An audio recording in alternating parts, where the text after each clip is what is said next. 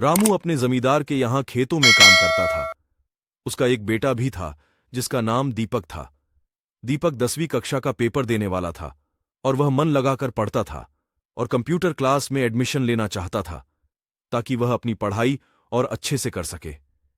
इसीलिए वह अपने पिता से बोला।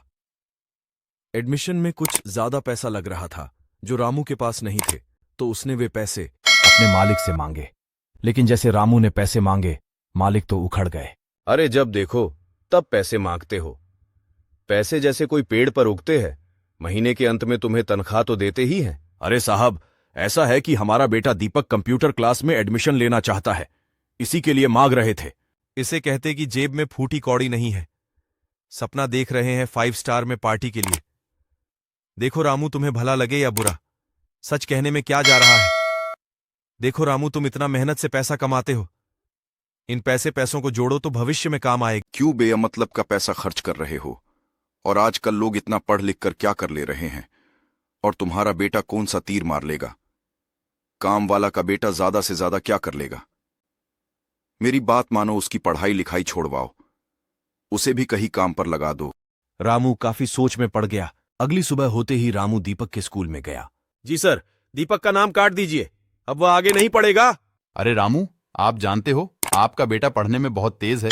मेरी बात मानो, उसकी पढ़ाई मत छुड़वाओ, वह आगे कुछ करेगा। रामू सीधा अपने घर आया और घर में कुछ अनाज की बोरी पड़ी हुई थी जिसे बाजार में ले जाकर बेच दिया, क्योंकि उसके पास कोई चारा ही नहीं था। और दीपक का कंप्यूटर क्लास में एडमिशन भी हो गया। कुछ दिनों बाद दीपक का 10वीं क्लास का रिजल्ट भी आ गया। दीपक अपने क्लास में टॉप किया। यह बात जमींदार को पता चला तो वह अंदर ही अंदर चिढ़ने लगा। उसे लगा कि वह हमारा अपमान किया। अगली सुबह वह अपने पिता से बोला, पिताजी, अब आप आराम कीजिए, आज से काम पर मैं जाऊंगा। तभी रामू बोला, अरे नहीं बेटा, अभी तुझे पढ़ना है। लेकिन दीपक पिता की बात नहीं मानी और काम पर जाने लगा। दीपक दिन भर कड़ी मेहनत से काम करता और शाम को बड़ी मेहनत और लगन से पढ़ाई करता। आखिरकार उसकी मेहनत रंग लाने लगी। पहले उसने प्रारंभिक परीक्षा पास की, फिर मुख्य और इंटरव्यू में उसने तो छंडे गाड़ दिए।